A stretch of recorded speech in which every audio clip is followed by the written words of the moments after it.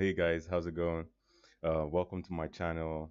My name is Bangui Wafemi. This is Beaver One channel. It's going to be a channel that is dedicated to giving you guys tutorials, art tutorials for your mostly digital art. Um, yeah.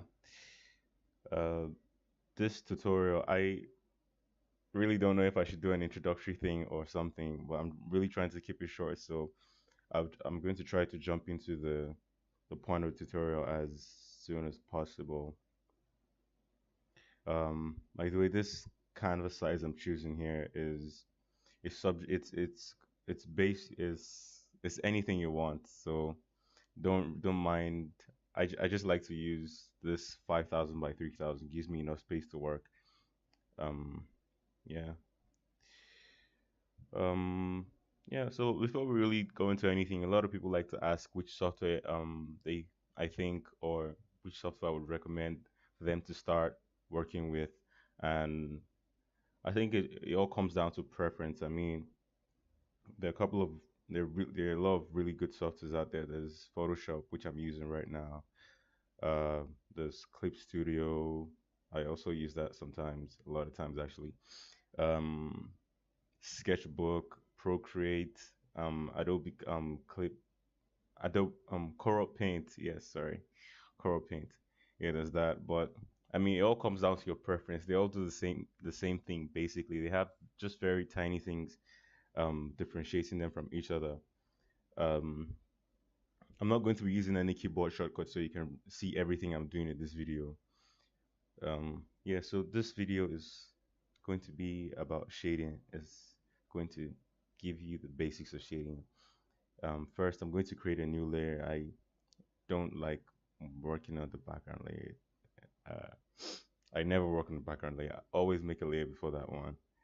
Um, yeah, so we're going to fill this layer with some gray.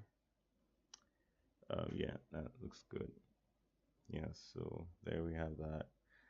I'm doing this so when I'm putting this gray fill in the background so that when I define the light source, it's clear. So shading, yeah, shading. That's what we're doing. Sorry, you gotta pick a brush. Okay, that's good. Um, yeah. So shading, yeah, shading. That's what we're doing today. There are a couple of things you have to keep in mind before you shade. First of all, shading is the thing that is what gives your drawing depth. It's what helps to emphasize the form. It makes your drawing pop. It makes it look real. It's what adds the feel of realism to your drawing. So you really want to pay attention to this part of your drawings. Um, yeah. So I think I want to make a new layer for this one. Yeah. Keys to shading. Yeah, keys to shading. There's a PDF file in the link in a link in the description that you can find a summary of everything I'll be really going on in this video. Um, and yeah, at the end of the PDF file, there's a practice exercise because obviously you can't just watch on video and your shading is going to become better automatically. You actually have to practice. You have to get things done yourself. So yeah, keys to shading.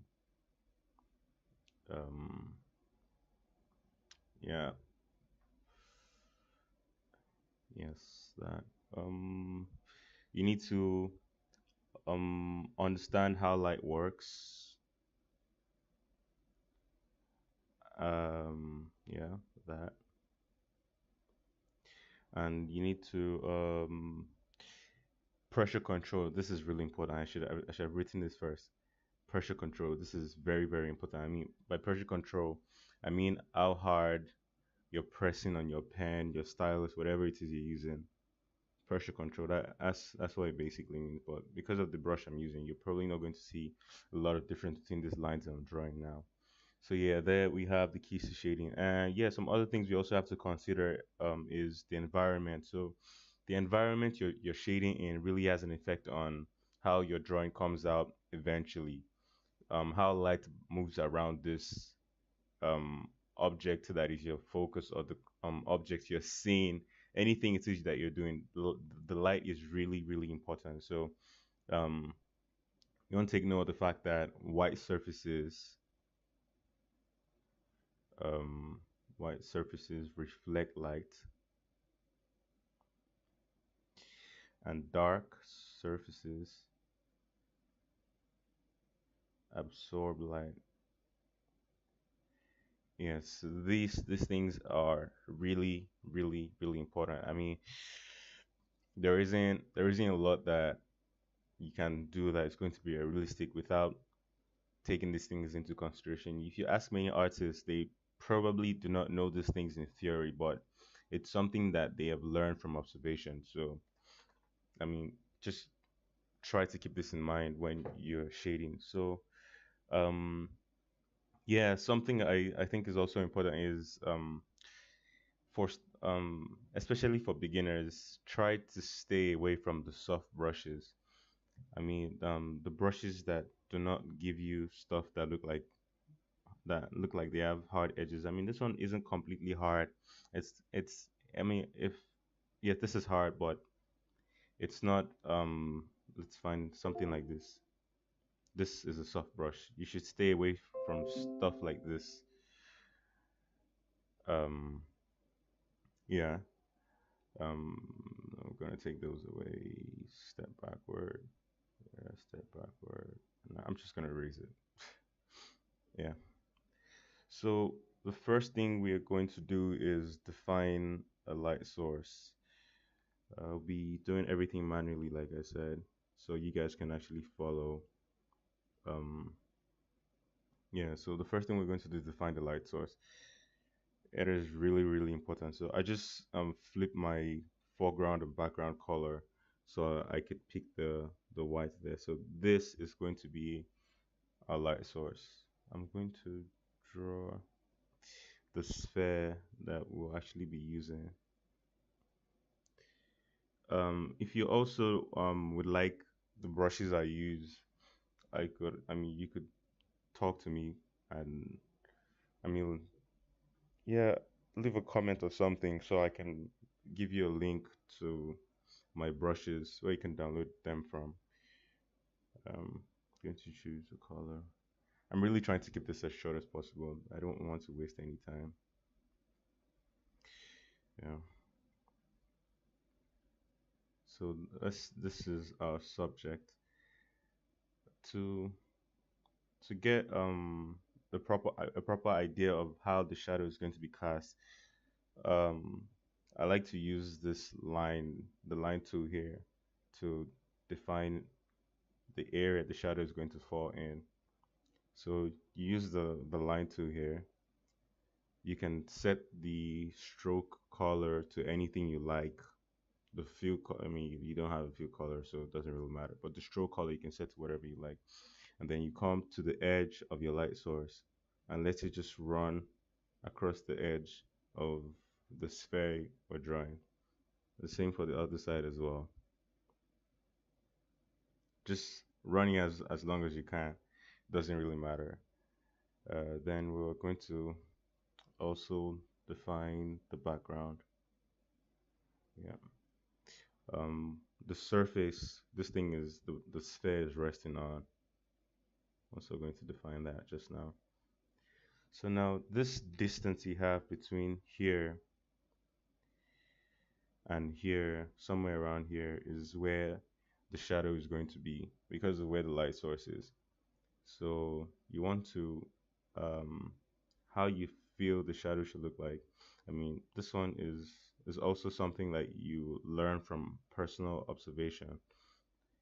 But you don't want it to look exaggerated. I mean, unless that's what you're going for. You want to keep everything simple. Yeah, so that is going to be what our shadow will look like. That's wrong. Okay. Yes, there. Where the line meets. Yes, that exactly. Sorry for the mistake. Um, yes, that's what it should look like. Don't mind the lines I have now. Everything will look better just now.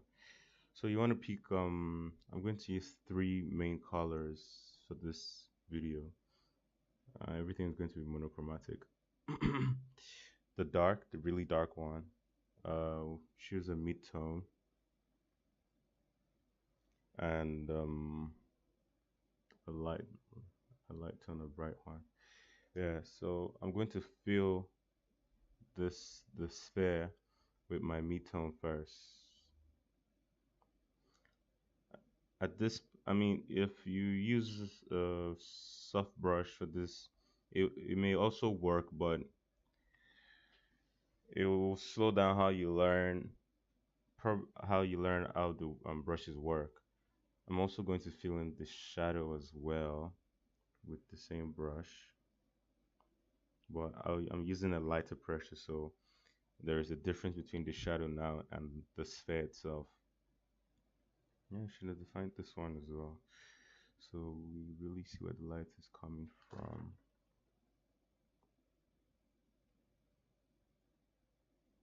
Yeah, so this here is a light source.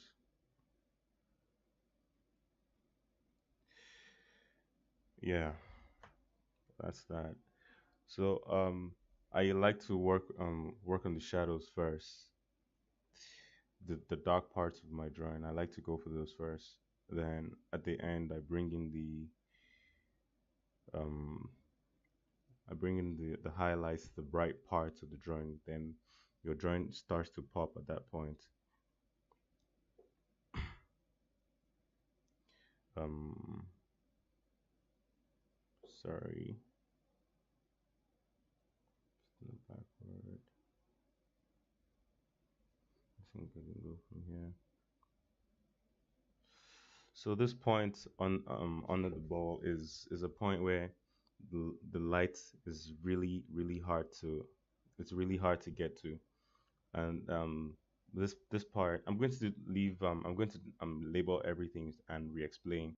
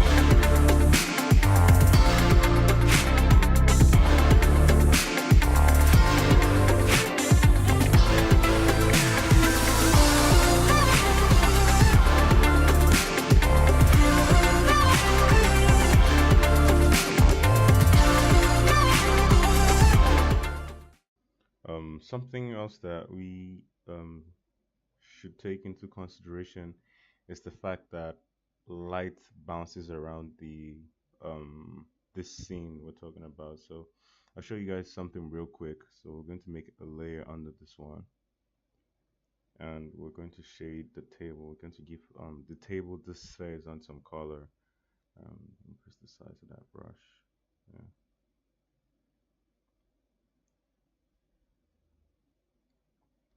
So this area I just defined with this darker color is supposed to be the table that um, the sphere is resting on. Um, this is a dark surface, so it's not really going to reflect the light. But if we had like a really bright surface, there'll be a lot of ambient light. The ambient light is the light in the scene, is surrounding light basically. Ambient is surrounding. So think of your surrounding light. Don't let these words confuse you. Yeah, the surrounding light. So the more light there is in the scene, the less shadow we have. Um, yeah, that's that. What else do I need to do here? So I'm gonna take this one, reduce the size a little. Um,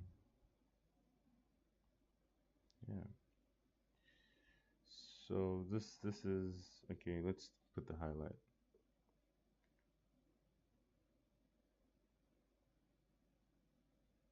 Oh, I'm drawing on the wrong layer. Yes, that here will be the highlight. So I'm pretty much done at this point with this, but um, you saw how how I made this. No special anything, just this the same hard brush throughout, except for these lines that we used to define the shadow we have. I should probably make the shadow dark or something. Yeah, totally should. Crystallize a little so we can draw a little faster. Yeah, that maybe blend this a little. Yeah, I mean, yeah, it looks good.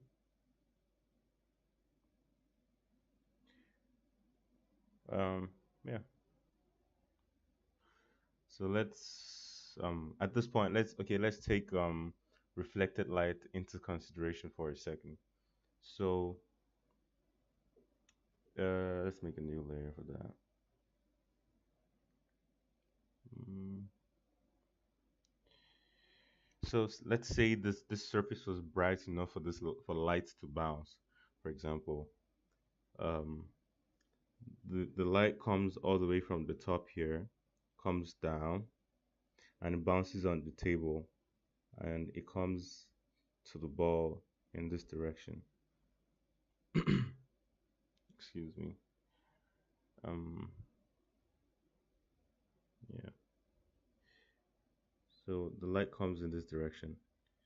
This part is going to be a little bit lighter than the surrounding parts. I'll show you what I mean just now.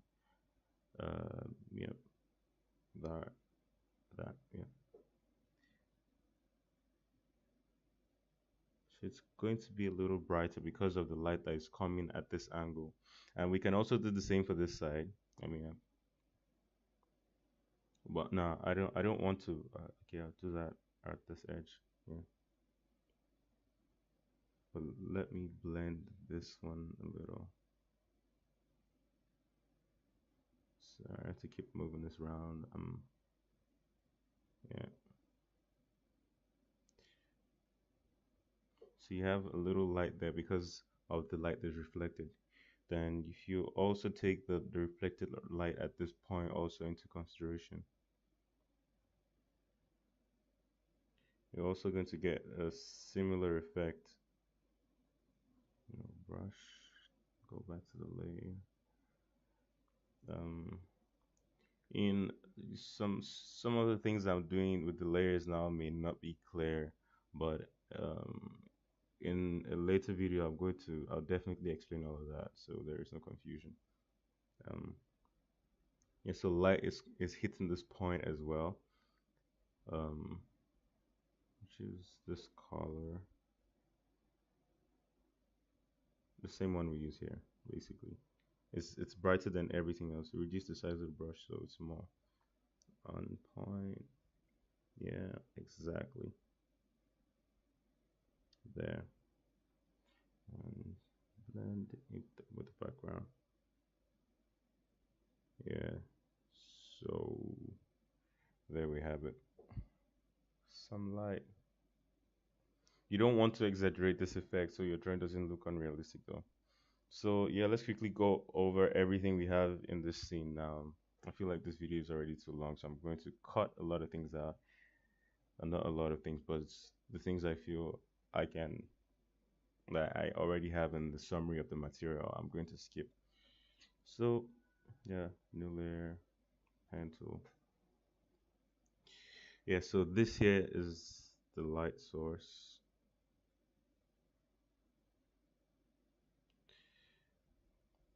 This here is obviously the light itself. Um, here is the core shadow. The core shadow is where light stops reaching the other side of the ball because of the curve of the sphere. Um,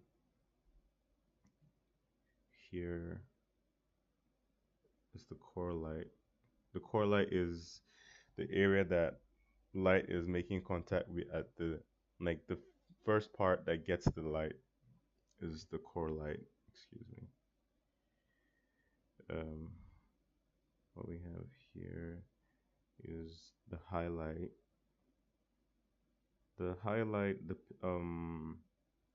is the brightest point on the drawing, and is you position it, it depends on where you're looking at the drawing from. So if someone was standing at my extreme left, the person is not going to see the same highlight I'm seeing because the light is traveling at a different angle to get to the person's eye.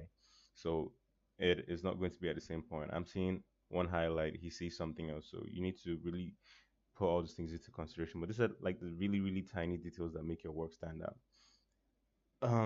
Here, the bottom part here is something that is called the occlusion shadow. Um, Basically, no light gets this part is why it's so dark. I mean, there is the proximity, the distance between the sphere and the surface is so small that no light can actually breaking through unless we had maybe multiple light sources or something. No light would reach this part in any situation. So at the core shadow, we have the midtones, which is like um the a mix of the core light and the core shadow is some light is getting to this part and like not enough light is getting there basically. So here would be the midtones. Sorry, midtones. What else? Occlusion shadow. Yeah, this really dark one is the occlusion shadow, and this one here, the one at this top side that extends from the rest of the occlusion shadow, is the cast shadow. And this one is caused simply by the obstruction of light, the sphere blocking the light. The light is coming this way and it can't get through the sphere. So we have light up to this point, and afterwards is the cast shadow. Yeah, that's that. Um, that's pretty much it. So yeah, you guys really want to practice um, this. I mean, you can probably start by trying to replicate this what I have on the screen right now, or you can choose a different subject, a different shape, different form, anything. Just practice. That is the absolutely the most important part of everything that we're doing right now. Practice. That is the only way you get better. So yeah, that's it for this video. If you learned something from this video and you think your friends can also learn something from this video as well, please do not hesitate to share. Please like and subscribe. If you have any questions, any suggestions, any way you think I can make this video better, and if you my videos better in the future, please leave your suggestions in the comments. You can also follow my social media pages to talk to me personally. I reply to you as soon as I can, which is usually not very long. Um, yeah, please subscribe. Please subscribe. Thank you guys. Till next time.